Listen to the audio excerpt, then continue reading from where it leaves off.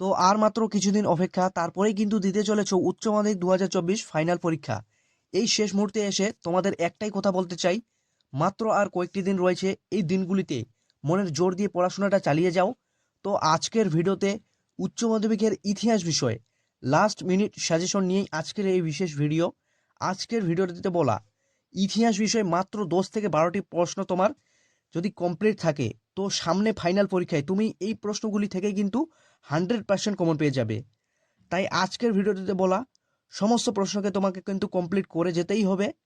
তো চলো প্রশ্নগুলিকে দেখে নেওয়া যাক। তো প্রথমেই দেখে নেব ইতিহাস বিষয় প্রথম অধ্যায়, অর্থাৎ অতীতকে স্মরণ। এই অধ্যায় থেকে মাত্র হাতে গোনা 2টি প্রশ্ন তুমি যদি বড় প্রশ্ন মুখস্থ করে যেতে পারো, তো আশা করা যায় 2024 ফাইনাল পরীক্ষায় এখান থেকেই কিন্তু কমন পেয়ে যাবে। তো প্রথমেই প্রশ্নটি দেখে নেব, জাদুঘর কাকে বলে? অতীত পুনর্গঠনের জাদুঘরের ভূমিকা আলোচনা করো। তো এই প্রশ্নটি এবছরের জন্য ভীষণ গুরুত্বপূর্ণ প্রথম অধ্যায় থেকে। তো অথবা দিয়ে যে প্রশ্নটি এক্সট্রাভাবে দেখে যাবে তোমরা, সেই প্রশ্নটি হলো আধুনিক ইতিহাস লিখন পদ্ধতি সম্পর্কে সংক্ষিপ্ত আলোচনা করো। তো এই প্রশ্নটিও এবছরের জন্য ভীষণ গুরুত্বপূর্ণ। তোমরা এই দুটি প্রশ্নকে কোনোভাবেই মিস করবে না। তো এরপরে চলে আসবো আমরা দ্বিতীয় অধ্যায়। দ্বিতীয় অধ্যায় থেকে প্রথম প্রশ্নটি, যে প্রশ্নটি এবছরের জন্য কিন্তু অত্যন্ত গুরুত্বপূর্ণ বলা যেতে পারে, এই প্রশ্নটি চলেই এসেছে পরীক্ষায়, এমন একটি প্রশ্ন। ঔপনিবেশবাদ ও সাম্রাজ্যবাদ বিষয়ে হবসন লেনিনের তত্ত্ব আলোচনা করো। তো এই প্রশ্নটি বলা যেতে পারে পরীক্ষায় চলে এসেছে, তোমাকে শুধু যাই উত্তরটুকু লিখতে হবে। তো এই প্রশ্নটি তুমি খুবই মনোযোগ দিয়ে পড়বে, কোনোভাবেই এই প্রশ্নটি মিস করা যাবে না। তোমার যদি এই প্রশ্নটি হয়ে থাকে, কমপ্লিট হয়ে থাকে, তো অথবা দিয়ে যে এক্সট্রা প্রশ্নটি তোমরা দেখে যাবে, সাম্রাজ্যবাদ বলতে কী বোঝো? সাম্রাজ্যবাদ উদ্ভবের কারণগুলি আলোচনা করো। তো এই প্রশ্নটিও কিন্তু মিস করবে না কেউ। এই প্রশ্নটিও এবছরের জন্য খুবই গুরুত্বপূর্ণ রয়েছে। তো আশা করা যায় এই দ্বিতীয় অধ্যায় থেকে এই দুটি প্রশ্ন তোমরা যদি মুখস্থ করে যেতে পারো, আশা করা যায় প্রথমের প্রশ্নটাই কিন্তু তোমরা কমন পেয়ে যেতে পারো। এরপরে দেখে নেব আমরা তৃতীয় অধ্যায় থেকে। তৃতীয় অধ্যায় থেকে যে প্রশ্নগুলি ভীষণ গুরুত্বপূর্ণ এবছরের জন্য, প্রথম প্রশ্নটি দেখে নেব, অবশিল্পায়ন বলতে কী বোঝো? ঔপনিবেশিক ভারতে অবশিল্পায়নের কারণ ও ফলাফল আলোচনা করো। তো এই প্রশ্নটি কিন্তু এবছরের জন্য ভীষণ গুরুত্বপূর্ণ, এবং এই প্রশ্নটি তোমার যদি কমপ্লিট থাকে, তো দ্বিতীয় নম্বর যে প্রশ্নটি তুমি পড়ে যাবে, ক্যান্টন বাণিজ্যের প্রধান বৈশিষ্ট্যগুলি কী ছিল? এই বাণিজ্যের অবসান কেন হয়?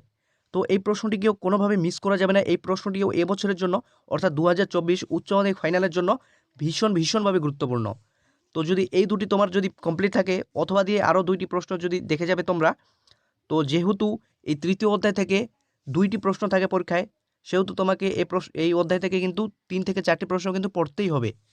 তো 3 নম্বর দাগের প্রশ্নটি দেখে নেব, ভারতের রেলপথ প্রবর্তনের উদ্দেশ্য ও প্রভাব আলোচনা করো। এই প্রশ্নটিও কিন্তু ট্রিপল স্টার দেওয়া রয়েছে। এই প্রশ্নটিও কিন্তু অত্যন্ত গুরুত্বপূর্ণ। এবং যে প্রশ্ন সর্বশেষ 4 নম্বর দাগের প্রশ্নটি দেখে নেব, চীনের ওপর আরোপিত অসম চুক্তি বলতে কী বোঝো? চীনের উপর আরোপিত বিভিন্ন অসম চুক্তিগুলি পরিচয় দাও। তাহলে এই প্রশ্নগুলিকে তোমাকে কমপ্লিট করে যেতেই হবে, এবং তোমার যদি কমপ্লিট হয়ে যায় তবেই কিন্তু তুমিও ইতিহাস বিষয়ে খুব দুর্দান্ত একটা রেজাল্ট করে ফেলবে। তো এরপর চলে আসবো আমরা চতুর্থ অধ্যায়। চতুর্থ অধ্যায় থেকে যে প্রশ্নটি এবছরের জন্য সেরা, সে প্রশ্নটি হলো, চীনের চৌঠা মে আন্দোলন কারণ ও প্রভাব সম্পর্কে আলোচনা করো। তো এবছরের জন্য এই চতুর্থ অধ্যায় থেকে এই প্রশ্নটি তুমি যদি পড়ে যাও, আশা করা যায় এখান থেকে কিন্তু এই প্রশ্নটি কিন্তু কমন পেয়ে যাবে। তো তোমার যদি এই প্রশ্নটি হয়ে থাকে, তো যে প্রশ্নটি দেখে যাবে এই অধ্যায় থেকে আরও এক্সট্রাভাবে, সেটা হলো শিক্ষা ও সমাজ সংস্কারের ক্ষেত্রে ঈশ্বরচন্দ্র বিদ্যাসাগরের অবদান আলোচনা করো। তো এই প্রশ্নটিকে কিন্তু কোনোভাবে অ্যাভয়েড করা যাবে না, এই প্রশ্নটিও কিন্তু ইম্পর্টেন্ট রয়েছে। তো আশা করা যায় এই দুটি প্রশ্ন তোমার যদি কমপ্লিট থাকে, তো এখান থেকে কিন্তু যে কোনো একটি খুব সহজেই কিন্তু কমন পেয়ে যাবে ফাইনালে। তো এরপরে দেখে নেব আমরা পঞ্চম অধ্যায়। পঞ্চম অধ্যায় থেকে যে প্রশ্নটি এবছরের জন্য সেরা, মোস্ট ইম্পর্টেন্ট, সে প্রশ্নটি হলো 1935 সালে ভারত শাসন আইনের প্রেক্ষাপট, শর্ত ও গুরুত্ব সম্পর্কে আলোচনা করো। তো এই প্রশ্নটি কিন্তু কোনোভাবেই মিস করা যাবে না। এই প্রশ্নটি কিন্তু তোমাদের পরীক্ষায় চলে এসেছে এমন একটি প্রশ্ন, তোমাকে শুধু গিয়ে উত্তরটুকু লিখতে হবে। তো এই প্রশ্নটি কোনোভাবে অ্যাভয়েড করা যাবে না। তোমার যদি এই প্রশ্নটি হয়ে থাকে, তো এক্সট্রাভাবে আর যে প্রশ্নগুলি পড়ে যাবে তুমি, সেটা হলো জালিয়ানওয়ালাবাগের হত্যাকাণ্ডের পটভূমি আলোচনা করো, এই ঘটনার গুরুত্ব আলোচনা করো। তো আশা করা যায় এই পঞ্চম অধ্যায় থেকে এই 2টি প্রশ্ন তোমার যদি কমপ্লিট থাকে, তো আশা করা যায় যে কোনো একটি প্রশ্ন তুমি এখান থেকে কিন্তু কমন পেয়ে যাবে। তো তো এরপরে ষষ্ঠ অধ্যায় থেকে দেখে নেব। ষষ্ঠ অধ্যায় থেকে এমন ভীষণ গুরুত্বপূর্ণ একটি প্রশ্ন, প্রথম প্রশ্নটি, 1942-এর অগাস্ট আন্দোলন বা ভারত ছাড়ো আন্দোলন সম্পর্কে যা জানো লেখো। তো এই প্রশ্নটি এবছরের জন্য ষষ্ঠ অধ্যায় থেকে ভীষণ গুরুত্বপূর্ণ। আশা করা যায় এই প্রশ্নটি পড়লেই এই একটা প্রশ্নই কিন্তু কমন পেয়ে যাবে, এমন একটি প্রশ্ন। তো এই প্রশ্নটি তোমরা খুব মনোযোগ সহকারে পড়ে ফেলবে, এবং তোমার যদি এই প্রশ্নটি পড়া থাকে তো খুবই ভালো কথা। এবং অথবা দিয়ে যে প্রশ্নটি তুমি এক্সট্রাভাবে দেখে যাবে, হোচিমিনের নেতৃত্বে ভিয়েতনামে মুক্তিযুদ্ধের একটি সংক্ষিপ্ত বিবরণ দাও। তো এই প্রশ্নটিও কিন্তু ভীষণ ইম্পর্টেন্ট। তো আশা করা যায় এই ষষ্ঠ অধ্যায় থেকে মাত্র এই দুটি প্রশ্ন পড়ে গেলেই কিন্তু তুমি যে কোনো একটি প্রশ্ন কিন্তু তুমি কমন পাবেই পাবে, এবং তোমাকে গিয়ে পরীক্ষার খাতায় কিন্তু শুধু উত্তরটুকু লিখতে হবে। তো এরপর দেখে নেব আমরা সপ্তম অধ্যায়, অর্থাৎ ঠান্ডা লড়াইয়ের যুগ।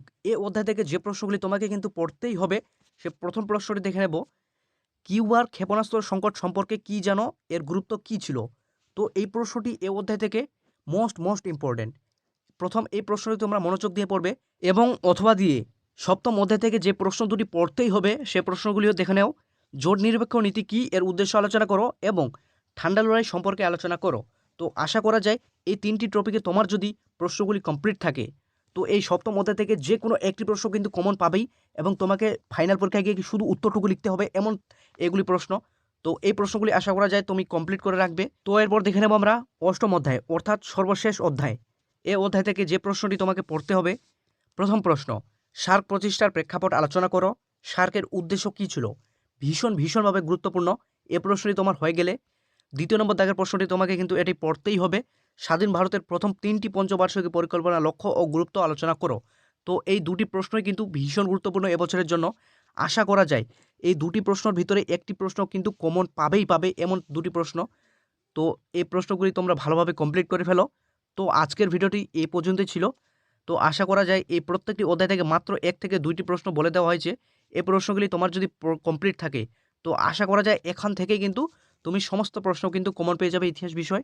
তো সময় নষ্ট না করে এই প্রশ্নগুলি কমপ্লিট করে ফেলো এই কয়েকদিনের ভিতরে। তো দেখা হচ্ছে নেক্সট কোনো ভিডিওয়।